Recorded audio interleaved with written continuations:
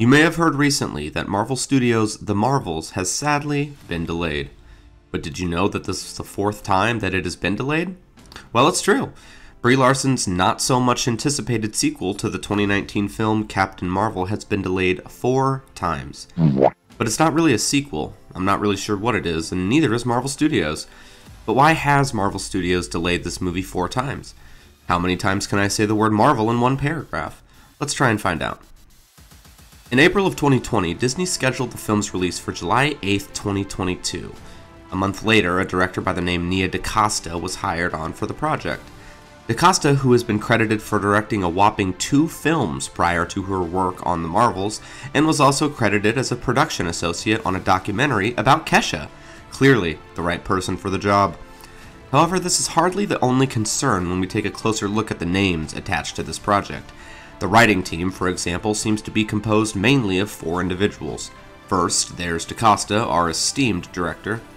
Then we've got Megan McDonnell, who has 1 writing credit, WandaVision. Funny that she worked on another Marvel project prior to this. It's almost like she was hired for knowing the right people and not for her extensive knowledge of writing, but I'm sure that's not the case. Then we've got Alyssa Karasik, who's got 2 writing credits. Oh good, a step in the right direction. One of those credits is for working on the Loki show, surprise, surprise.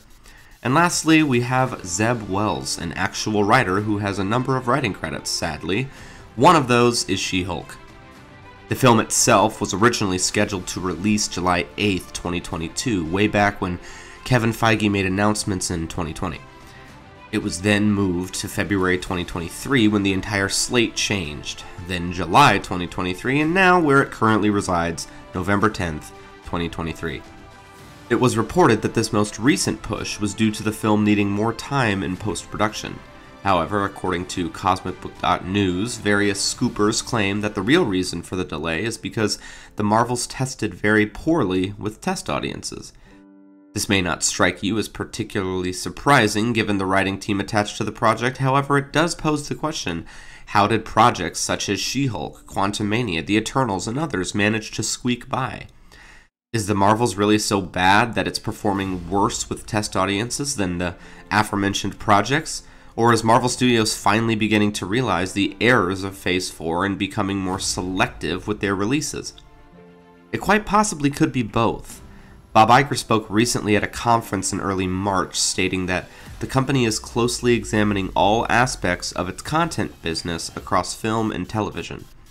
He was quoted as saying quality over quantity, suggesting that he and the shareholders are painfully aware of how costly it has become to continue producing original shows and films amidst rampant criticism from fans.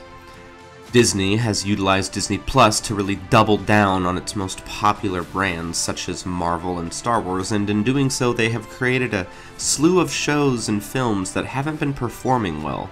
Most recently, Ant-Man and the Wasp: Quantumania, which practically bombed at the box office, or at the very least underperformed and did not earn Disney a profit.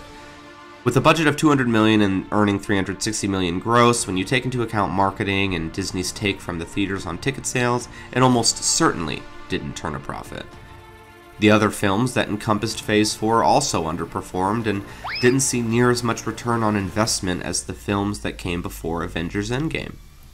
With this information, it can be safe to assume that Marvel is concerned with another box office loss, and they are attempting to mitigate these losses by any means necessary, even if it means delaying the film for over a year to work out the kinks.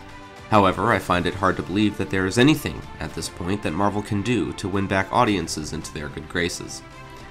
The film itself centers around characters Captain Marvel, Kamala Khan, and Monica Rambeau.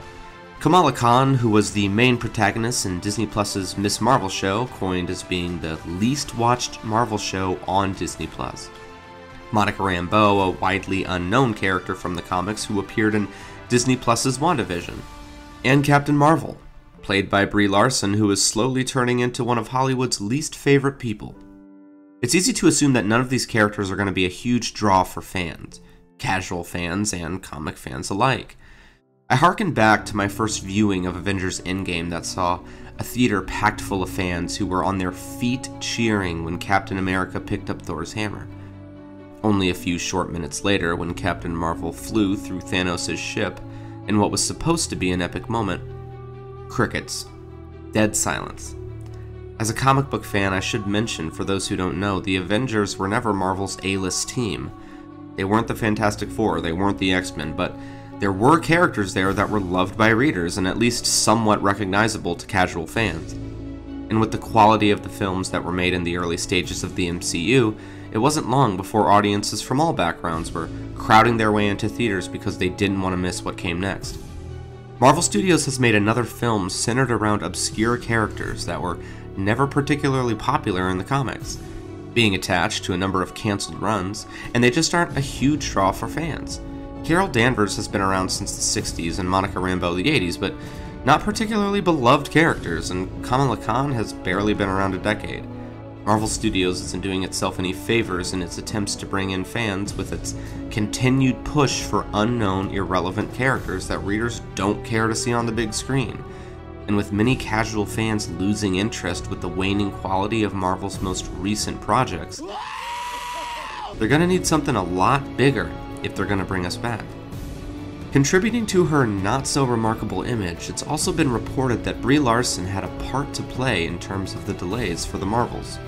On a recent episode of the Hot Mic podcast, film reporter Jeff Snyder stated in reference to production on the film, quote, "I've heard it's chaos. I've heard Brie is a nightmare, that she really clashed with Teyonah Parris, and it has led to some strife," end quote. Teyonah Parris being the actress playing Monica Rambeau. He also stated that Larson is apparently upset that the movie is called The Marvels and not Captain Marvel 2. This information certainly doesn't do Brie Larson's image any favors, and while it is just a rumor, could be behind some of the delays behind this film. She's unlikable, and she seems almost painfully aware of it when speaking in interviews. How long will you play Captain Marvel for? I don't know. Does anyone want me to do it again? Why? Don't be so modest. I don't know. I really don't know. Marvel seems to be heading down the same goofy path they took Phase 4, and I would be lying if I said I wasn't excited for this film, or rather excited to see what people have to say about it. Either way, it seems we may be waiting a while. Well, that's the video, everybody. Please subscribe. I really love making these, and I'd like to keep making them, so please subscribe and like the video. If you stuck around this long, I thank you for watching. Have a great day.